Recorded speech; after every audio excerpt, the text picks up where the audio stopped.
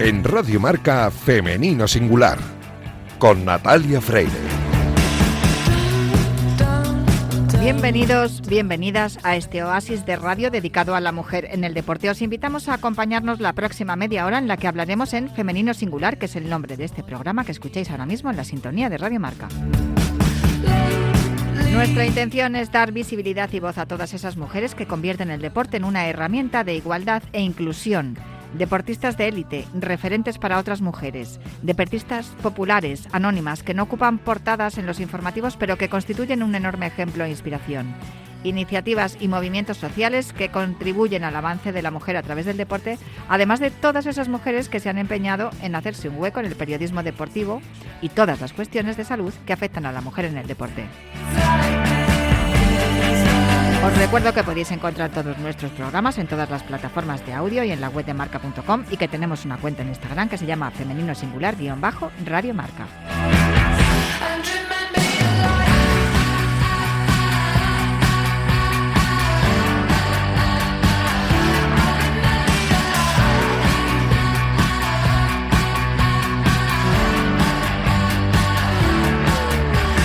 A los mandos técnicos me acompaña Iñaki Serrano, que ya está haciendo que todo suene a la perfección. Y arrancamos ya.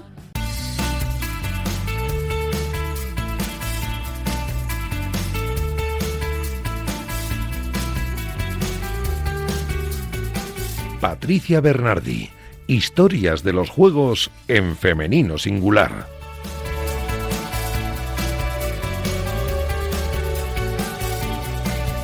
Historias de los Juegos en Femenino Singular, pero el podcast siempre que queráis el mismo nombre tiene. Historias de los Juegos, y además también hay una web que se llama Historias de los Juegos que dirige y complementa y hace todos los reportajes, entrevistas, etcétera, Patricia Bernardi, y además ese pedacito de las historias de los Juegos aquí cada primer programa de mes en Femenino Singular. Patricia Bernardi, muy buenas. Hola, estás? muy buenas. Me traes una historia muy bonita hoy.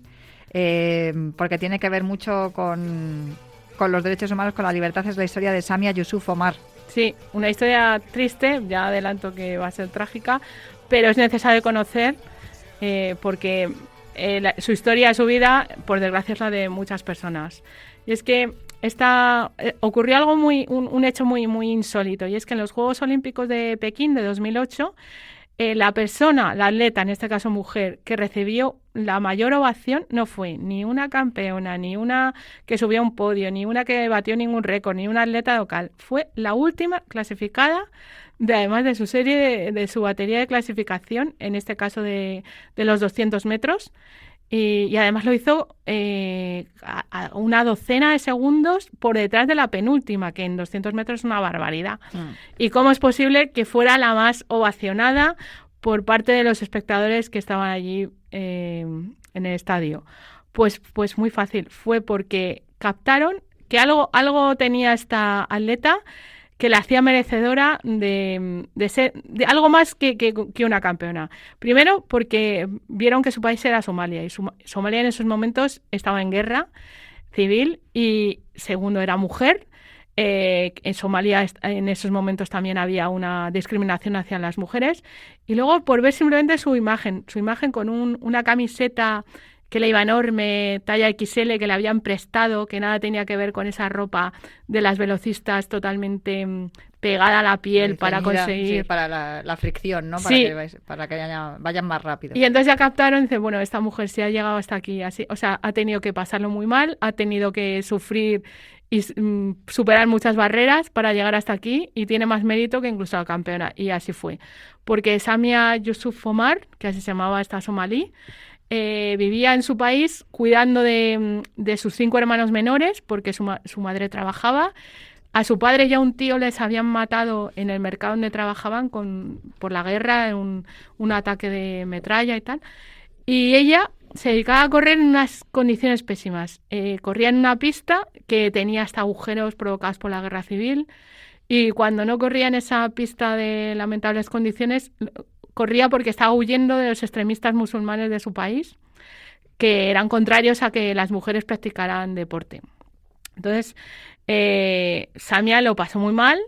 Además, tenía una doble discriminación, porque ella pertenecía a una etnia minoritaria del país. Entonces las condiciones eran muy malas, eran pésimas, vamos, para poder entrenar. Y aún así, un buen día recibió la buena noticia del Comité Olímpico Nacional de su país, que iba a ir a los Juegos de Pekín y encima iba a ser la abanderada, con la alegría pues que eso supone. Entonces, pues fue, y al volver de los Juegos se encontró con que la situación en su país había empeorado aún más, la situación política. Porque si ya... Bueno, hay que recordar para nuestros oyentes que no lo sepan que en los Juegos Olímpicos hay una cuota de países que son, o bien algunos invitados con wildcard, que son países invitados porque tienen que ser representantes del continente, pero también es que se hace hay una cuota para que cada país presente a un atleta. En este caso, claro, Samia no es que fuera la atleta más veloz del planeta y no se clasificó a través de estas circunstancias, sino de las otras. Claro, ¿no? por el principio de universalidad del Eso COI. Es. Que tiene que haber una representación de todos los países. Y hay que llegar a tan tarde en una prueba de 200 metros. Pero cuando vuelve a su país después de recibir esa grandísima ovación, se encuentra con que la situación está peor. Sí, está peor. Peor hacia las mujeres. Porque había... yo denominaría incluso grupo terrorista de Al-Shabaab. Se había fortalecido en el poder y había empeorado las condiciones de las mujeres. Ya se las prohibía, no ya practicar deporte, se las prohibía ver deportes. Tenían la obligatoriedad de llevar ropas pesadas por la calle. Entonces ya la situación era insostenible. Además, como pertenecía ella y su familia a una etnia minoritaria, pues también estaban en mayor peligro pues ella y su familia. E incluso recibió amenazas de muerte, etcétera. Entonces, dada la situación, su familia decide desplazarse a un campo de refugiados y ella, como ya no podía practicar absolutamente, no podía entrenar, no podía practicar deporte, pues tiene que huir del país y se va a Etiopía. En Etiopía le acoge el Comité Olímpico Nacional de ese país para que pudiera entrenar, pero pasa una cosa, que es que Etiopía, aunque es una potencia en atletismo, lo es en las largas distancias. Y no en la velocidad. Claro, las pruebas de 3.000 obstáculos, incluso media distancia, pero en absoluto la velocidad. Entonces ella vio que en Etiopía no iba a mejorar. La única forma de mejorar era entrenando en Europa. ¿Qué pasó? Que para ir a Europa, pues era una odisea. Ahí, en ese momento empezó la odisea de Samia Yusuf.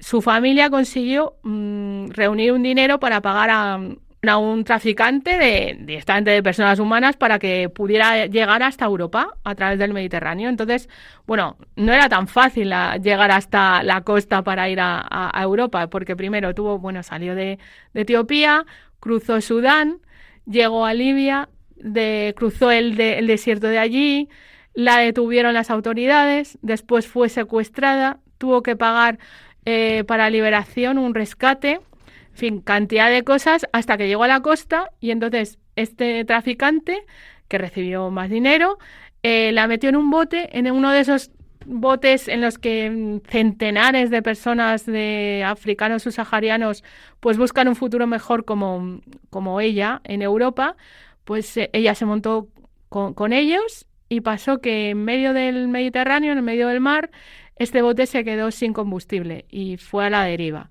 Fue avistado por un barco de rescate italiano y allí empezó el caos. El caos que, ya hemos visto, por desgracia, que estas situaciones han ocurrido y siguen ocurriendo en el presente.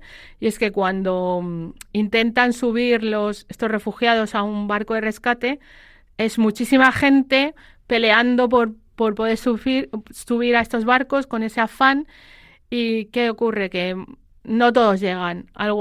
Hay empujones, hay caídas al mar y hay ahogamientos. Y eso es lo que le pasó a Samia. Cayó al mar y se ahogó. Esto ocurrió precisamente en abril del 2012, pocos meses antes de los Juegos de Londres, en los que ella quería participar para mejorar la actuación que había tenido en Pekín, cosa que era fácil, pero ella quería hacer un puesto más digno y veía que la única forma era entrenando en Europa. Curiosamente, llevaba en el momento de su muerte una camiseta en la que ponía Run, corre. Y esta historia tocó tanto a tanta gente que su vida ha sido llevada a una novela por un escritor italiano. También ha escrito una novela gráfica sobre ella y se ha escrito una obra de teatro que se ha representado en Italia con música del famoso músico Peter Gabriel. Qué bueno.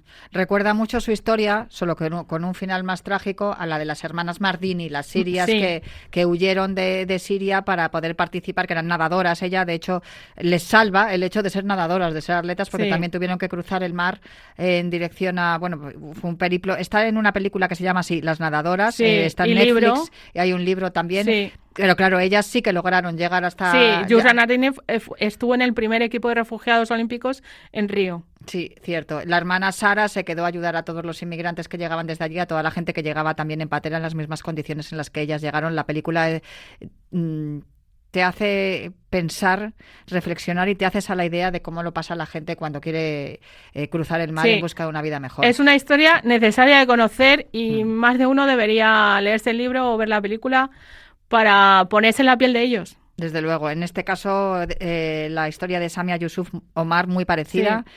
Con la desgracia de que no consiguió su objetivo, pero sin embargo creo que es bonito, ¿no? Que el deporte te haga desear ser mejor, vivir mejor y estar mejor. En este caso no lo consiguió, pero aquí rescatamos su memoria. Samia Yusuf Omar, corriendo hacia la libertad. En Historias de los Juegos con Patricia Bernardi. Muchísimas gracias, Patri. Gracias.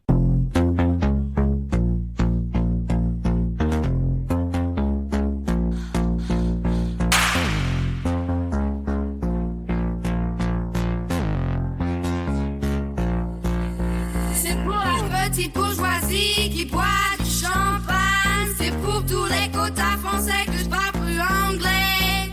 I'm not crazy, I'm just fond of you and all the piles of money that goes next to you. C'est pour la petite bourgeoisie qui boit du champagne, c'est pour tous les quotas français que je parle plus anglais. I'm not crazy, I'm just fond of you and all the piles of money that goes next to you. C'est pour la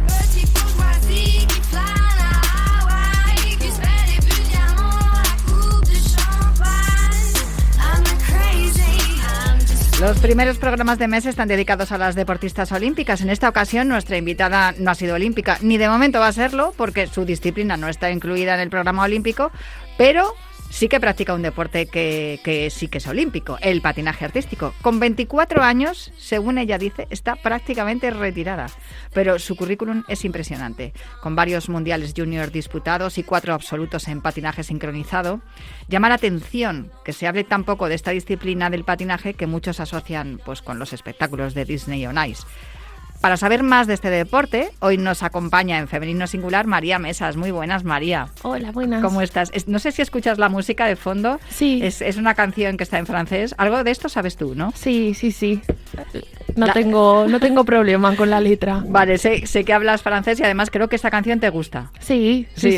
Bueno, es que he estado ahí mirando en tu TikTok que tienes cosas muy bonitas, muy, muy divertidas y además que yo creo que es importante, ¿no? Lo que hacéis en las redes, las deportistas que no sois de deportes como el fútbol, pero sois de deportes emergentes y deportes tan bonitos como el patinaje sincronizado, mostrar vuestro trabajo y las cosas que hacéis en redes. Es importante para vosotras eso, ¿no? Sí, la verdad, porque así le damos voz al deporte y a las cosas que hacemos. Bueno, la música es muy importante también en tu deporte. La música es imprescindible. Fundamental. Sí. Todos los entrenamientos son con música para ir pues sincronizadas y las competiciones son a base de música. ¿Cómo es tu deporte? ¿Cómo lo defines tú, el patinaje sincronizado? ¿Cómo lo explicarías para los que lo estén oyendo por primera vez? El patinaje sincronizado es una disciplina en la que lo componen 20 patinadores, 16 que son los que participan en el momento de la competición y 4 reservas. Y es un deporte en el que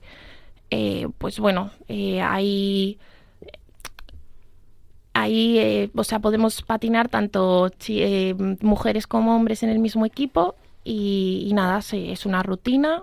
Hay 2 programas como en el individual, el programa corto y el programa largo. El programa corto, ahora mismo me pillas, pero creo que son 3 minutos y el programa largo se acerca a los 5 minutos. Y son 2 rutinas que se realizan en 2 días diferentes. Tenéis que competir en las 2 rutinas, en estos 2 programas, y luego la puntuación que obtenéis es la que luego determina cuál es vuestro puesto en la clasificación. En tu caso, ¿cuándo empezaste? Vamos a empezar por el principio. ¿Cuándo empezaste a practicar este deporte? Pues empecé a los 5 años en la pista de hielo, en una pista pista de hielo que había en Collado Villalba.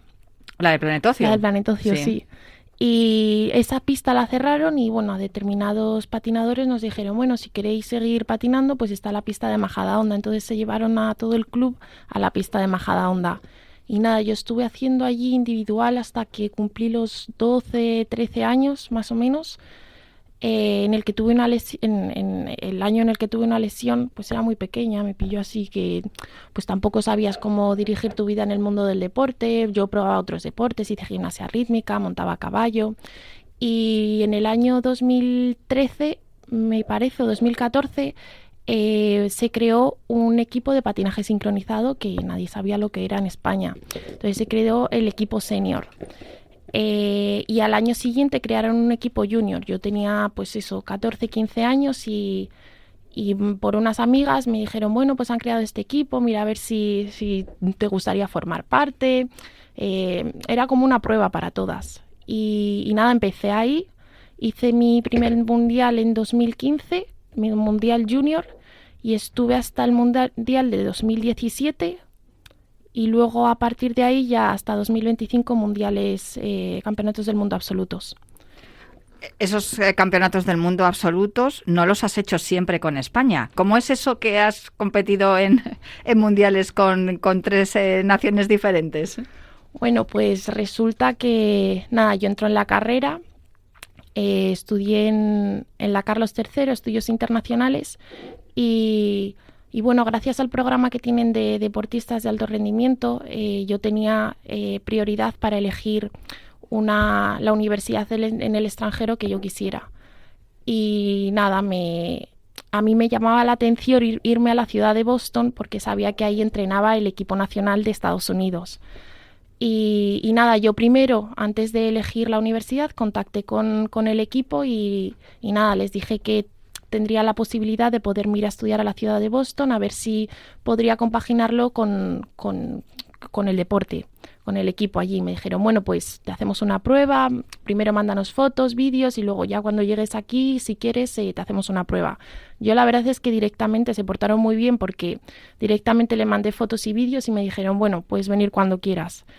Y nada, entonces finalmente me fui a Boston, estudié allí en la Universidad Boston College. Patiné en el equipo, en el que es el equipo nacional, que es Heidenets, y nada, estuve allí una temporada entera. ¿Y pudiste competir en un mundial con Estados Unidos? Y bueno, no, pero sí que estaba en el equipo.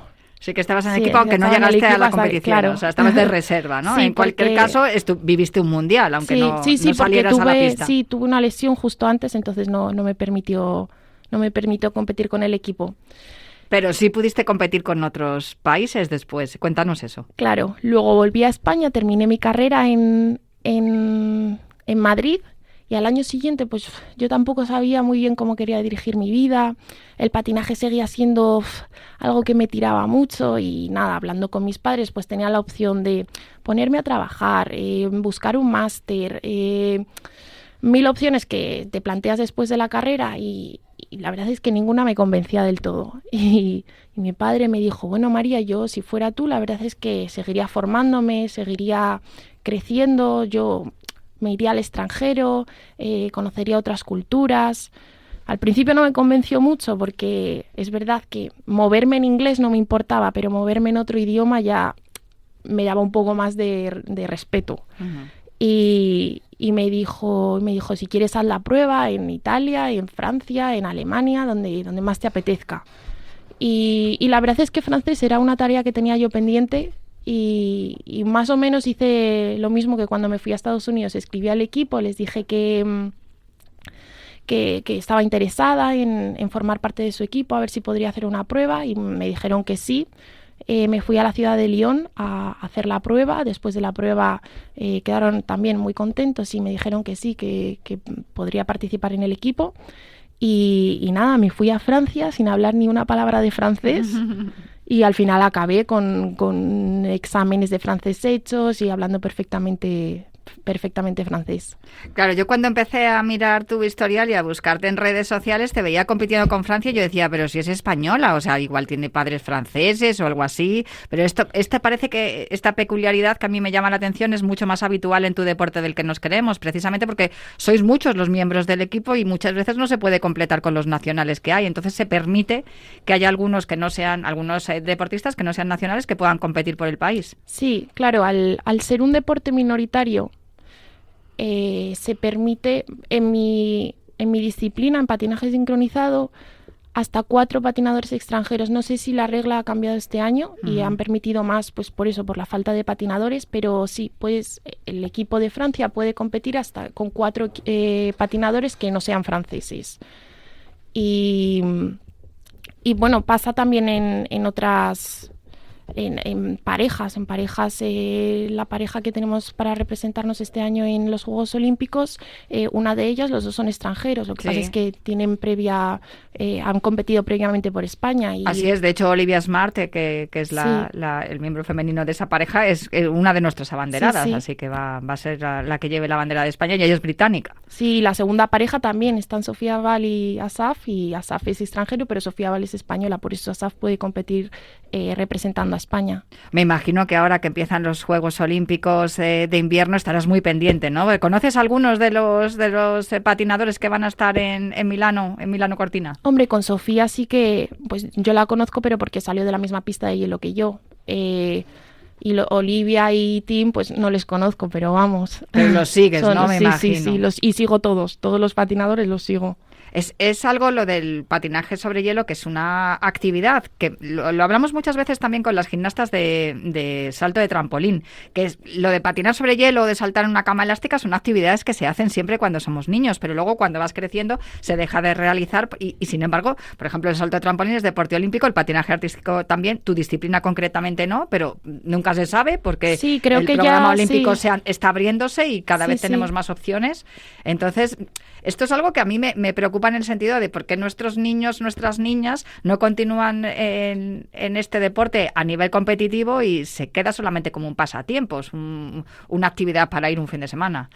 ¿Qué es lo que falla ahí, claro, María? Al final, primero se requieren de instalaciones y en España hay muy pocas instalaciones que tengan pista de hielo y también tampoco son deportes... Los padres, la verdad es que... Ya, que no sean deportes baratos. No son deportes nada baratos, entonces requiere un esfuerzo económico bastante grande por parte de las familias. Claro, porque no solamente estamos hablando del ir a entrenar y de las instalaciones, sino que luego también la ropa que tienes que llevar en competición, las cuchillas que eso se estropea y hay que cambiarla, los patines no son baratos. Me imagino que sin la ayuda de las familias, ninguna de las personas las deportistas y los deportistas que están en el equipo, en los equipos en los que tú has competido, no hubiesen podido tampoco llegar, porque no hay ayudas tampoco a nivel federativo. A ver, las habrá, pero... Sí, intentan ayudar lo más que pueden, pero al final los recursos no llegan. Te tiras viajando todo el año. Entonces, esos son costes muy, muy elevados para todas las familias. Claro, porque además las competiciones normalmente en las que estáis, salvo las nacionales, ¿no? Cuando hay competiciones nacionales, pero si compites a nivel internacional, como es tu caso, claro, tienes que viajar. Sí, estás siempre viajando. Yo la verdad es que desde el mes de enero hasta el mes de abril, más o menos, pues cada 2-3 semanas tienes competición. Has dicho que has estudiado estudios internacionales. Te estará viniendo bien, ¿no? Me imagino que lo que aprendiste en la carrera también ahora para desenvolverte en todo el planeta. Sí, la verdad. O sea, la carrera también me ayudó a ver diferentes culturas y a saber que no todos somos iguales y no todos nos comportamos de las mismas maneras. Y el deporte, pues al final conviviendo con niñas que no son de tu misma nacionalidad, pues aprendes muchísimo y bueno, para mí ha sido las experiencias de mi vida y lo que más me ha enriquecido. De eso quería preguntarte también, porque muchas veces hablamos del deporte a nivel competitivo, se habla del deporte si has ganado medallas, si no has ganado medallas, pero sin embargo tú, por lo que has visto en casa, ¿no? Porque tu padre además fue futbolista, está vinculado al mundo del fútbol, tu madre es artista, tengo entendido, ¿no? Sí, que es pintora. Sí. Entonces, tu deporte ha mezclado un poco las dos cosas, ¿no? Lo que es la práctica del deporte, la disciplina que conlleva, las renuncias que se tienen que hacer muchas veces cuando eres joven para practicar un deporte, y luego la parte artística, que me imagino que te la habrá aportado tu madre. Sí. O sea, lo que te quería preguntar es, ¿esto en tu futuro también va a seguir formando parte de tu vida? ¿Vas a dedicar tu futuro, aparte de que tengas la carrera, también en una dirección deportiva?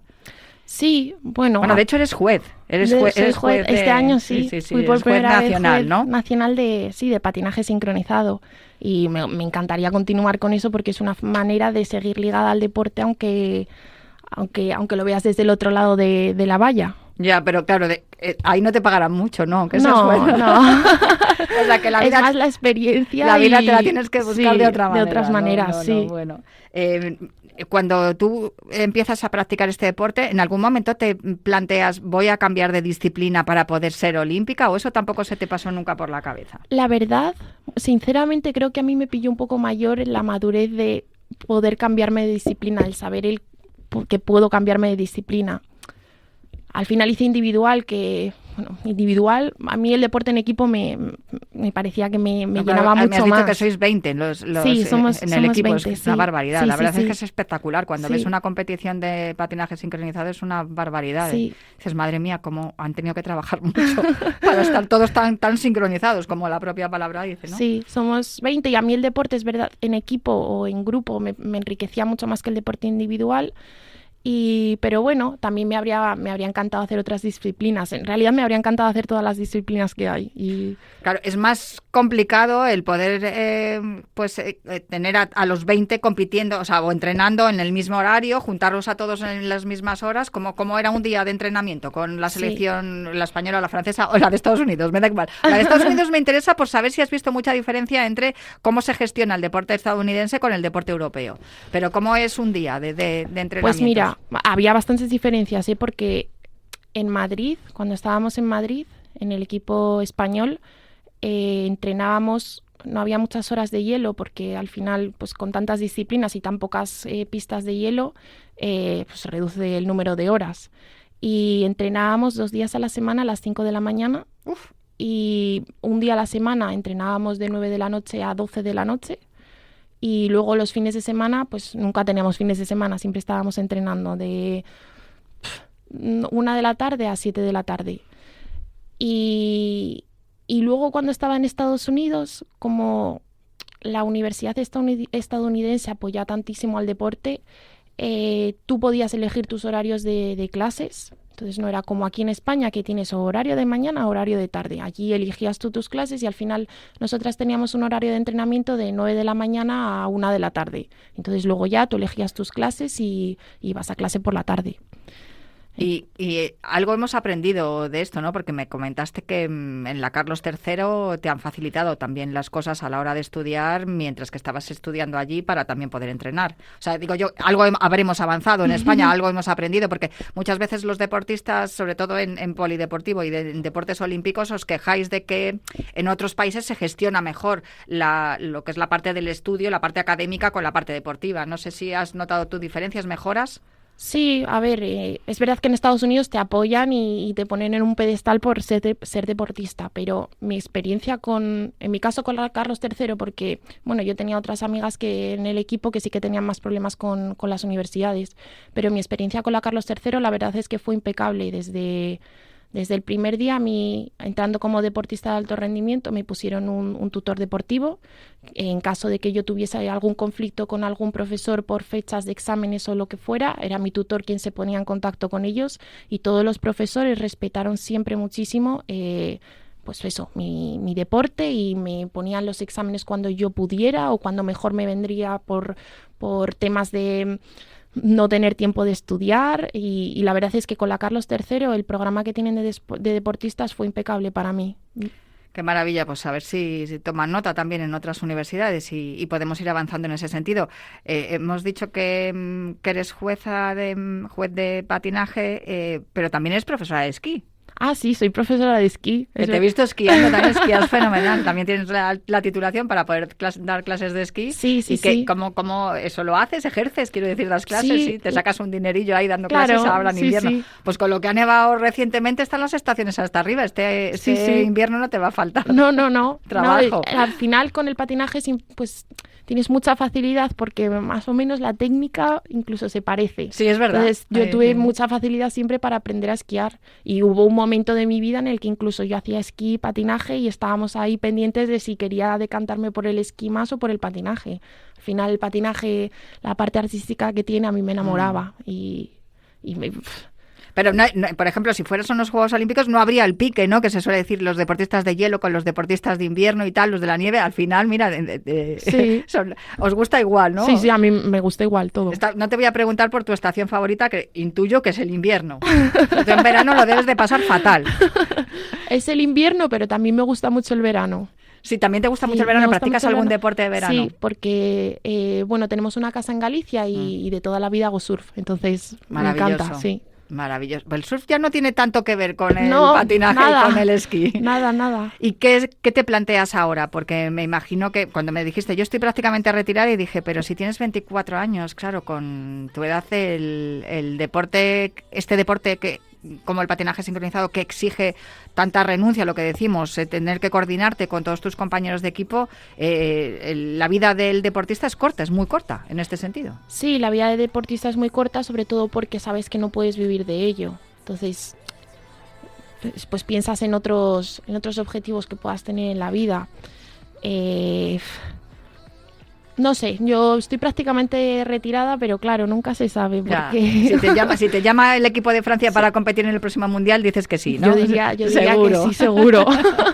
Pues María Mesas, una trotamundos del patinaje sincronizado, muchísimas gracias por presentarnos tu disciplina, por poder hablar de patinaje aquí también ahora que tenemos los Juegos de Invierno ahí en las puertas, y que espero que te vaya muy bien como en relaciones internacionales, como patinadora, como profesora de esquí, lo que quieras, pero que realices todos tus sueños y que consigas lo que te propongas en la vida. Muchas gracias por venir aquí a Femenino Singular. Pues muchísimas gracias. Yo me despido ya, pero prometo volver la próxima semana para seguir hablando aquí en Radio Marca en Femenino Singular.